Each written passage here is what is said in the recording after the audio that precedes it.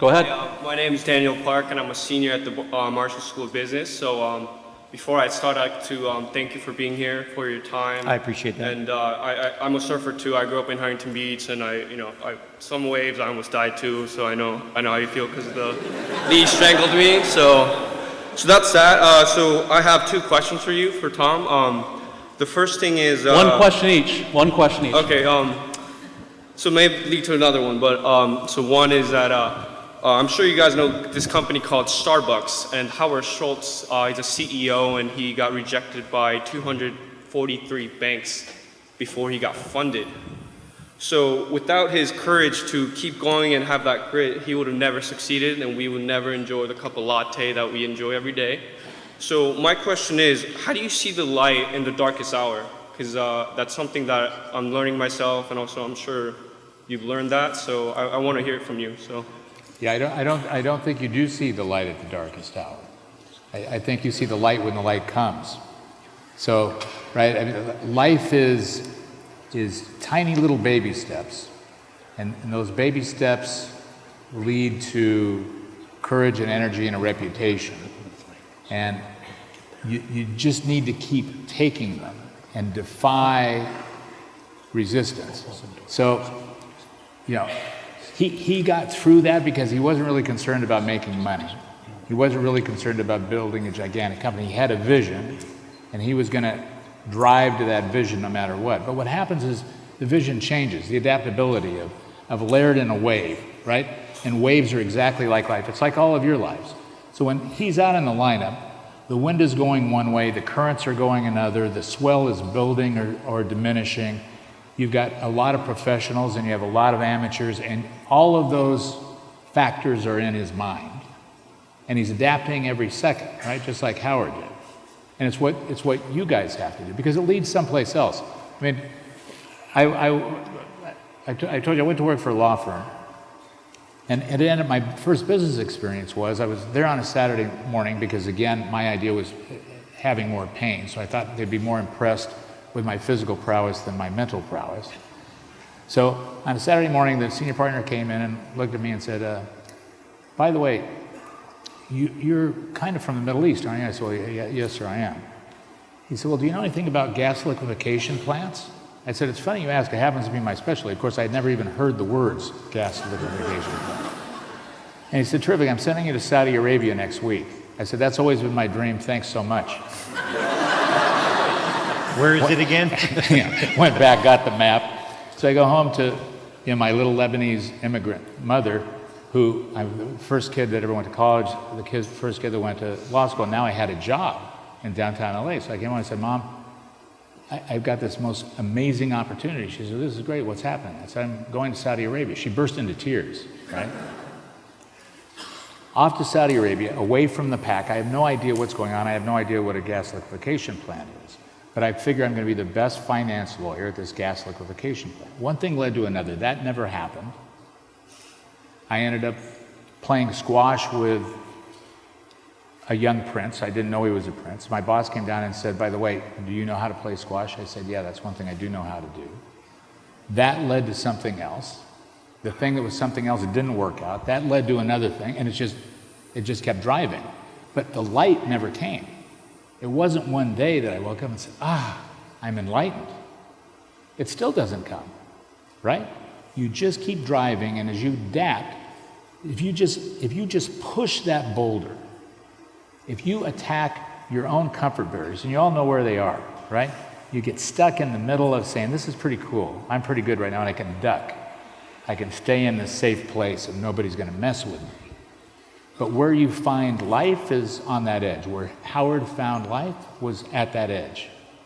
It's going to take you someplace. It may not be a latte. It'll be something else, but you'll get there. But you never see the light until the light comes. Thank you. One last question. No. Sorry, guys. We gotta split it up. Next. Well, and you know, the best laid plans are the ones most easily modified. So those are good plans, because nothing ever goes as planned. It's just the ones that change the best. That's a good plan. The one that you can change the best. That's the best plan. All right. Thank you so much for your time. Tom. Good evening. My name is James. I'm an undeclared freshman, and thank you so much for coming. I was truly inspired by this speech. I'm sure many of us are. I want to ask Tom. During your speech, you said that it's not very useful to be good at everything, to be good at overall everything. So jack of all trades. But I want to ask, to be very successful, do you think it's important to have many different kinds of experience, many different exposure to many different things, and then choose something that you're passionate about? So really focus on as many things as possible and then do something? Yeah, absolutely. It's a great question, because what happens, and I worked for a guy, started in business life working for the Bass family in Fort Worth, and one of the great investors of all times was a guy named Richard Rainwater. So I was ready for finance 717. So I get to Fort Worth and I say, okay, Richard, what are we doing now? He says, we're reading the newspaper and you're going to sit in my office and listen. I said, oh, that's interesting. One after another, a guy would come in who was a sausage maker. Another guy would come in who was a satellite factory maker. Another guy would come in who was a banker in Bangladesh. And I'm saying, this is the most worthless thing I've ever seen. Don't we have a theme? So we're going to discover themes by being in the milieu, right? So the life experiences that you create, although they don't relate at the time, give you texture. And from that texture, you'll start taking those fabrics and you'll weave your own tapestry. But if you don't have texture, there's no tapestry, right? Which is my only fear of the internet, and I'm not sounding like a dinosaur, but I promise I have Snapchat. Where's Rochelle? She's got my Snapchat. But if you just live your life virtually, eventually life is going to switch to the premium being on those people that have those life experiences. Because it's not the trophy but the chase. It's not the trophy but the race, right? It's not the end result that gives you that modicum of euphoria. It's the process of what you went through to get there, right? It's the mathematical cadence in solving a problem. So the more different experiences that you have, the better you're going to be at what you finally find is your passion. But my message is, along the way, concentrate on your strengths, not your weaknesses. Thank you very much. Hi, I'm Jackson. Thank you so much. This has been such a treat. And this is a question for both or either of you. When it comes to fear, how do you tread the line between capitalizing on it and really using it to your benefit and taking risk and making it really valuable and allowing it to kind of overcome you and impede you in terms of what you're doing? I think that it has to do with the situation that you're in and your experience and what, is it going to be? I mean, there's a time to know, when to hold them and know when to fold them. So, and that comes from experience. But when the odds are bad and you see that it's not going to, there is no chance, only a fool keeps going into a wall. So at a certain point, it's like you have to know when it behooves you to use that as strength and make moves, or when you just have to go, okay, well, this isn't working, I have to adjust. And again, it's being able to modify as you go. It's that improvisational aspect to know, and that comes from experience. That comes from and assessing the situation you're in. So it will vary every time, and you'll learn through trial and error, but you're gonna find that you'll know instinctually. You'll be able to, you'll have a voice that tells you. I mean, we have instincts that tell us when danger is imminent, even when we can't see it, because it's part of what we've developed over our evolution.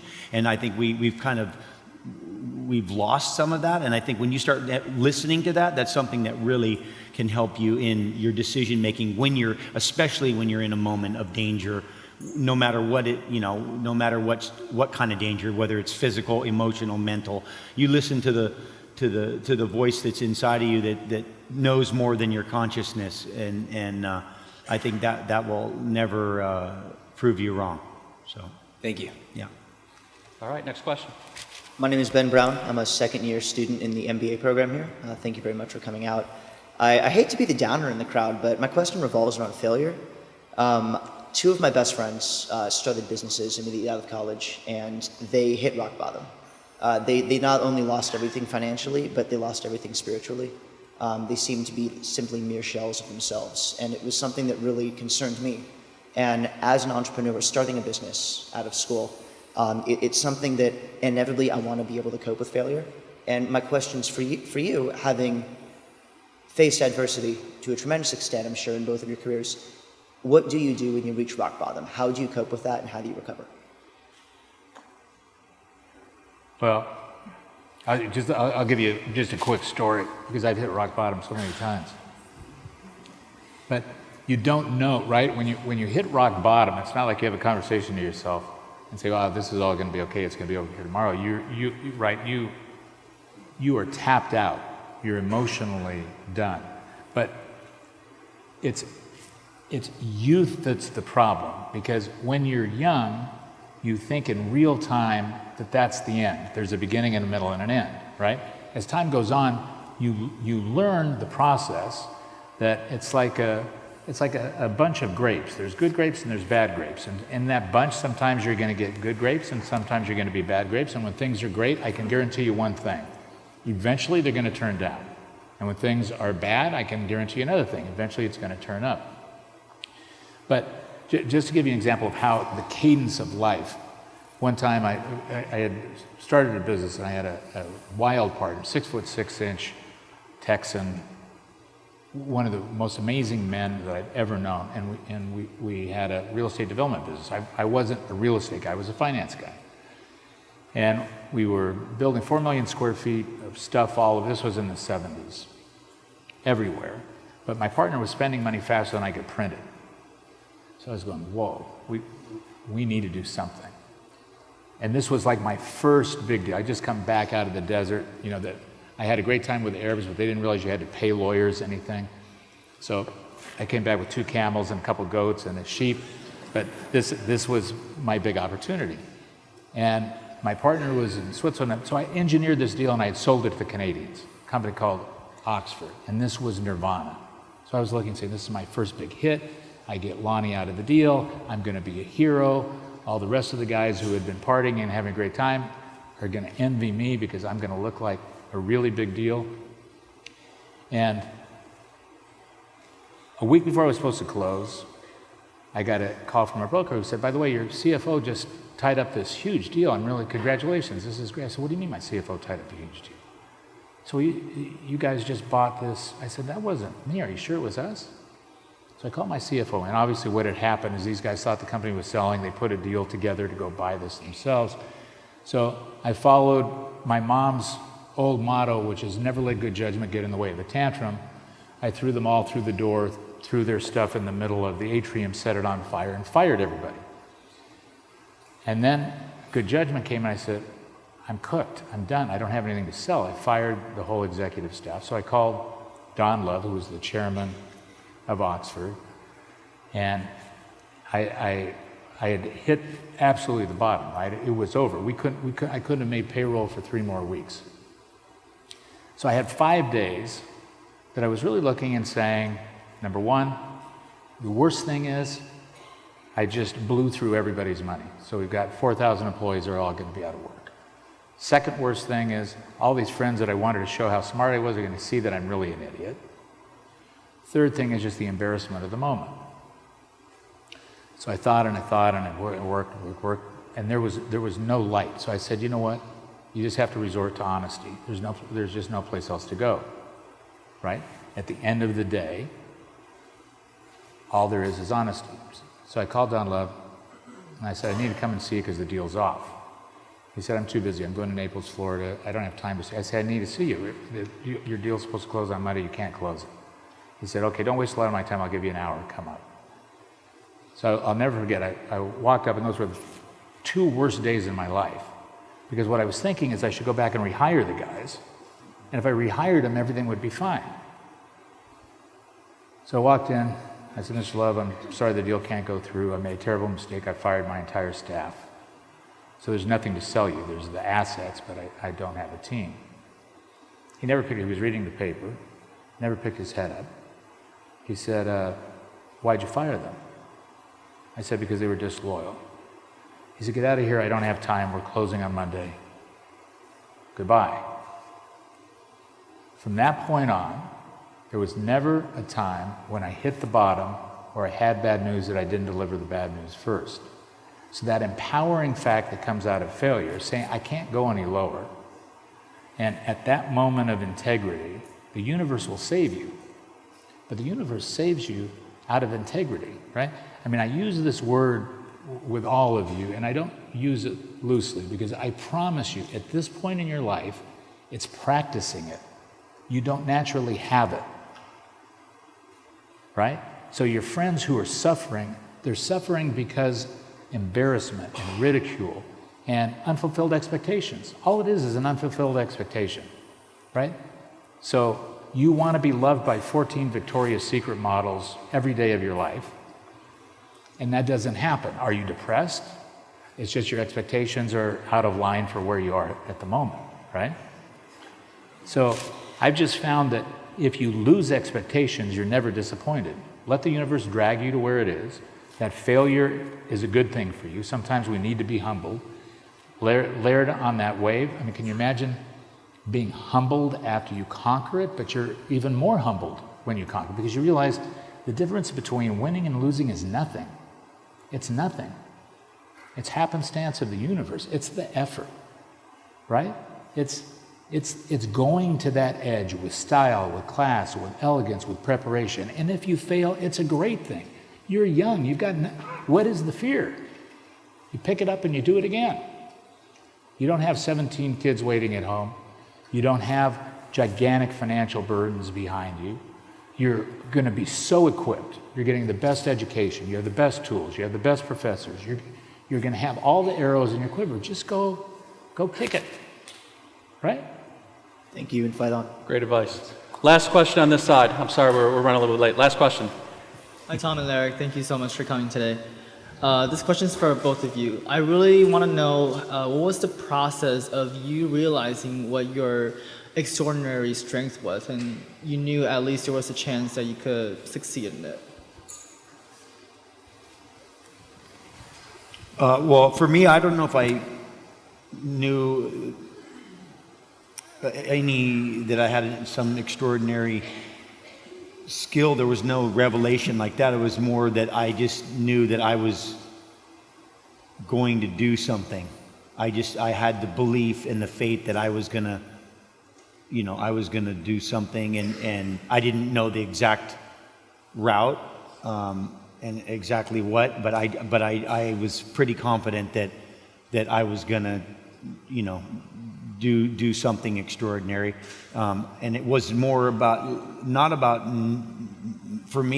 any that it was anything that I was doing. I mean, me being special, but that I was going to be able to do something special.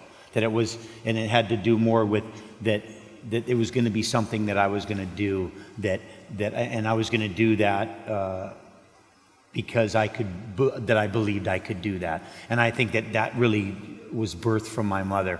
I think my mom gave me the faith to believe in myself, to believe in, and an imagination.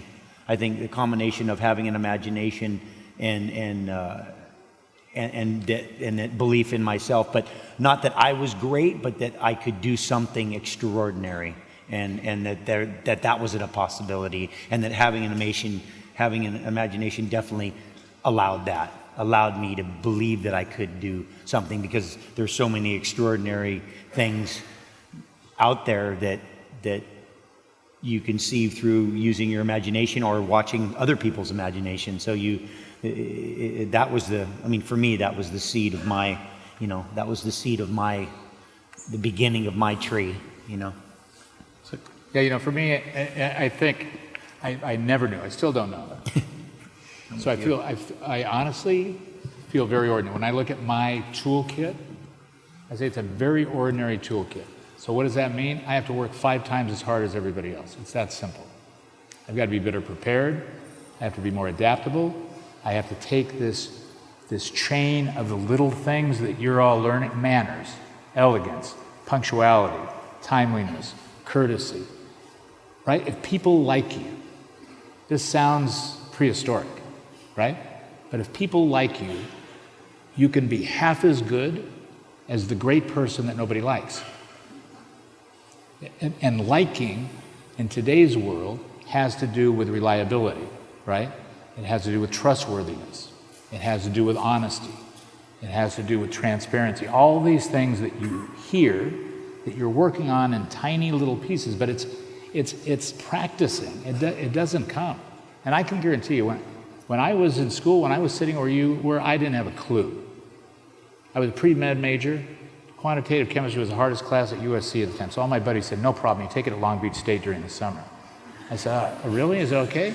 I went to Long Beach State. After 8 days, I took the first exam, F. I said, this is not a good sign. If this is the easiest class at Long Beach State. So I said, great, right? With Lebanese mothers, there were two, you'd be a doctor or a lawyer. There's only two choices. So I said, great, being a lawyer, I didn't have a clue. When I was a lawyer, I didn't have a clue. There was, a guy named George Lefko. For any of you who are in law school, I took a finance class, and it didn't have the elegance of a finance, business, economy class like you have the privilege with Professor Plotz to have today. It was basic legal finance, and it stimulated me. And I said, that's interesting.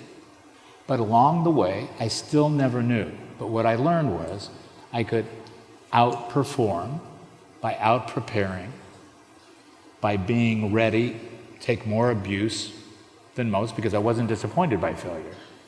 I could live with failure, and that I would practice this necklace of the little invisible things, right? How do you have somebody, for those of you who are dating, you go out on a date, and your boyfriend or your girlfriend is being unbelievably gracious and sweet and kind and unbelievably wonderful to you, and treating the waiter or the waitress like dirt. And you say, that's something strange with this, right? It doesn't all add up. Because the cadence of how people are with invisible people. Laird could be out in 30-foot waves and little kids and girls and people who are just starting to surf, and he will stop, help them, organize them, take that cadence of whoever they are, right? He's never out of cadence. So you don't know. You're not going to know. No matter, you're in graduate school and you're focused on exactly everything that you should be doing, and I think Dr. Nikias would tell you the same thing. If whatever your major is, don't take 1 unit more than you have to in that major. Do something else. And something else is it's gonna take you someplace, but don't worry about it. It's gonna go. The universe is gonna drag you where it wants to go and then choose it to be, and you'll be a genius. Like I said, I had no idea that I was gonna ever end up, I never thought this was a business. I thought it was a deal. I never wanted to leave Fort Worth. I was working with the Bass. I said, this is the greatest thing that ever happened. Eddie from Culver City, he grew up in an 800 square foot house with one of the wealthiest families in the world. Why would they want to kick me out into this idiotic finance business with a bunch of Wall Street buffoons who are just focused on internal rate of return every day of their life, right? The universe dragged me there, and it seemed to work out, and I declared victory. Yeah, this is what I've always wanted to do. I never had a clue. Thank you. Great answers. I'm sorry we don't have time to get to everybody. But, thanks for but those. I do want to say one answer. thing. Hold on. We're not done yet. I just want to thank, first of all, I want to thank you guys for coming, and I really love Tom, and my thing I think I respect the most about him is that all the smartest people always say that they don't know anything, and Tom is very sharp, and there's nothing ordinary about his toolkit. So don't let him fool you for 1 second.